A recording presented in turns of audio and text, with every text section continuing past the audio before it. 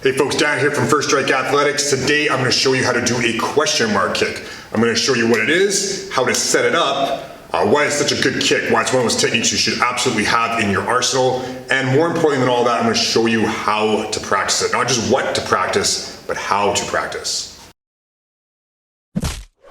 So on this channel, we cover all things that will help make you a better striker. So if you want more tips, techniques, and tactics to level up your striking game, make sure you hit the subscribe button. Okay folks, the question mark kick.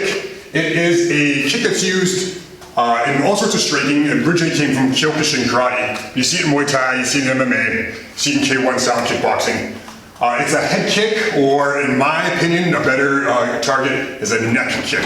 When I trained with Duke Rufus, he had a thing he said all the time, which was kicking necks, collecting checks. Meaning, if you hit someone on the neck, you're pretty much guaranteed to knock them out. If I kick someone in the head like this, boom, it's gonna hurt, it's gonna do damage. But the head's pretty resilient. You got a pretty strong bone here, right? Your skull's pretty strong.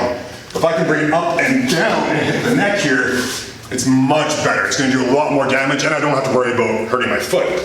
So the kick comes from the direction that it travels. It looks like it's going to the body, and it comes up and around, so it looks like a question mark, but you're doing it backwards. It also used to be called the Brazilian kick, named after a couple well-known K1 fighters, Guave Feitosa and Francisco Filo, two Brazilian fighters. They use this one a lot, and they did it really well. So it looks like I'm attacking the body. I like to use it as a push kick. You will see some people do it as a round kick as well, or even a leg kick. But I think if you're first learning this, going directly to the body is going to be a bit easier. So I'm aiming at the body here, and when I'm first practicing this, if you're new to this, you kind of want to be close enough that you can bend your knee a little bit and still hit your target. You're going to need to extend a little bit more, so you don't want to be too far away, otherwise you're going to be using your toes, and that's no good. So start by just measuring your distance, touch the target with your knees slightly bent. Okay? So I'm getting pretty good distance here. Now what I'm going to be going onto the ball of my foot. I'm going to be aiming my knee towards my target. My knee's aimed low, my foot's going to want to go low. So I'm going to aim it up high.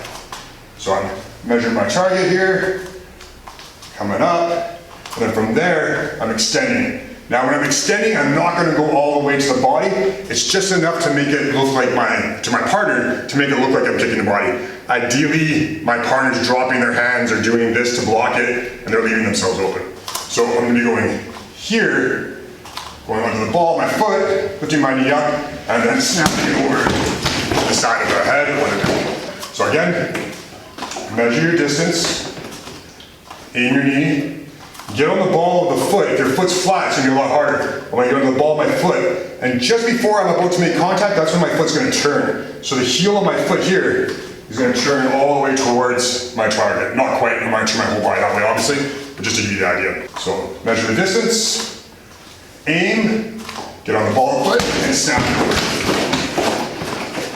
So that's pretty much it. It's a pretty simple kick. It looks like it's going here, snaps up and around, like a foot to neck. Okay, so I talked about how to practice. You know the steps, right? But how to practice them. When you're doing a high dynamic thing like a wheel kick or a question mark kick or a Superman punch, low and slow. So I put Bob down here, the lowest setting he has down at the bottom here. I'm going to do everything fairly slow, right? I'm just measuring, coming up. I'm breaking it down into little pieces so I get comfortable with each aspect of it. And then when I feel comfortable here, then I can kind of go up and around and come back down. I want to feel established in each component of the kick. You don't want to kind of be like, yeah, do this, and then my foot gets up here somehow, and you just kind of, right?